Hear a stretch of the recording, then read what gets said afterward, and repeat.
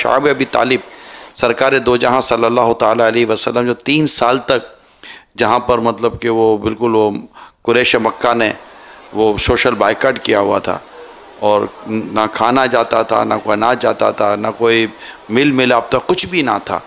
وہ کم و بیش 3 سال تک اس کیفیت کے اندر رسول اکرم صلی اللہ تعالیٰ علیہ وسلم اور آپ کے ساتھ اندر مسلمان مطلب صحابہ کرام بھی تھے، اور ان کے پاس کوئی کھانے پینے کا نہ تھا، یہاں تک کہ چمڑے لیدر اس کو مطلب کہ وہ اس کو مطلب کہ یہ سمجھے کہ ابال کر یا اس کو پگھلا کر کے اس طرح مطلب بہت بڑی قسمہ پرسی کا عالم تھا وہ بھی.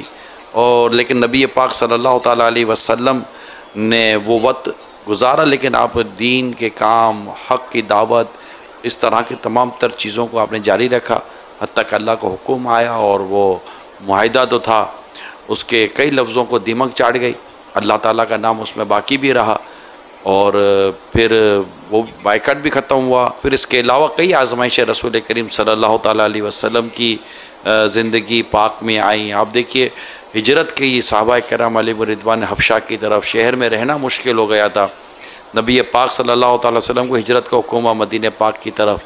مدینہ پاک میں جب صحابہ کرام پہنچے جو مہاجرین کہلائے، انہوں نے جو آزمائش کے وہاں پر وقت گزارے اور جو گھڑیاں گزری ہیں، تو یہ سارے مطلب واقعات ہیں. تو یہ جب مدنی چینل ہم دیکھتے رہیں گے تو ہمیں ہمارے اس وقت کی حالات کو بھی اب ہمیں صبر آئے گا کہ ابھی ہمارے گھر میں ہے. اللہ تعالیٰ کے لیے شکر کا پہلو پیدا کرنے کی طرف میں لے کے جا رہا ہوں آپ کو. پھر یہ دیکھیے کہ گھر سے باہر نکلنے پر جتنے گناہ ہوتے تھے کہ وہ گھر کے اندر ہو سکتا ہے کئی گناہوں سے بچنے کی صورت بن رہی ہو. تو میری ناقص عرض یہ ہے کہ شکر کی طرف جائیں. پاپا وہ میں نے کتاب میں پڑھا تھا کہ ایک شکر کا پہلو یہ بھی ہے کہ جو بیماری آئی ہے اس سے زیادہ نہیں آئی. یہ شکر کا پہلو میں نے پڑھا تھا کہ جو آئی ہے اس سے زیادہ نہیں آئی. اچھا جو آئی ہے وہ جانے والی آئی ہے. اچھا جو آئی ہے وہ میری جان پر آئی ہے، میرے ایمان پر نہیں آئی ہے. اس طرح کے کئی شکر کے پہلو ہیں جن کو ہم اگر غور کریں گے تو ایک اللہ کی رحمت سے ایک بڑا ایک وہ ایک خوبصورت سا ایک فیلنگز پیدا ہوتی ہیں، اور انسان اپنے رب کی رحمتوں کو یاد کر کے مزید جھومتا ہے کہ اللہ کریم نے اس قدر ابھی بھی ہم پر رحم و کرم فرمایا ہوا ہے. اب کچھ امیر سنت ارشاد فرمائیں. ماشاءاللہ بہت پیارا بیان فرما رہے ہیں آپ. ماشاءاللہ ہر معاملے میں شکر کا پہلو تو ہوتا ہی ہے.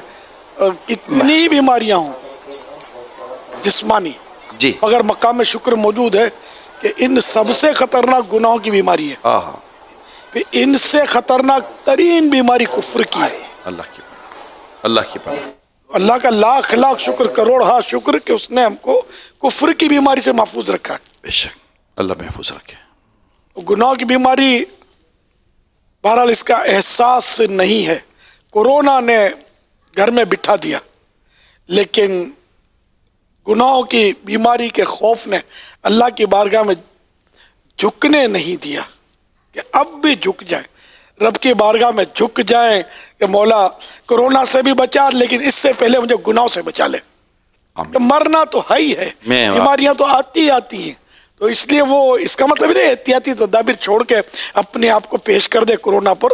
میں سمجھانے کے لیے عرض کر رہا ہوں کہ گناہوں سے بھی تو بچنا ہے نا یار، نمازیں بھی تو پڑھنی ہے نا. نماز نہ پڑھنا، خدا کی قسم دنیا کی ساری بیماریاں ایک طرف اور ایک وقت کی نماز قضا کرنا یہ ایک طرف، یہ مرض سب سے خطرناک ہے. یہ ساری بیماریاں نہ قبر میں عذاب دلائیں گی نہ جہنم میں اٹھا کے پھینکیں گی، لیکن نماز ایک وقت کی بھی اگر چھوڑی تو یہ مرض جو لگا گناہ کا یہ جہنم میں جھونک سکتا ہے کہ جو جان بوجھ کر ایک نماز ترک کرتا ہے اس کا نام جہنم کے اس دروازے پر لکھ دیا جاتا ہے جس سے گزر کر وہ جہنم میں داخل ہوگا. افسوس ہم کو گناہوں کے امراض اور اس کی بیماریوں کا کوئی احساس نہیں ہے.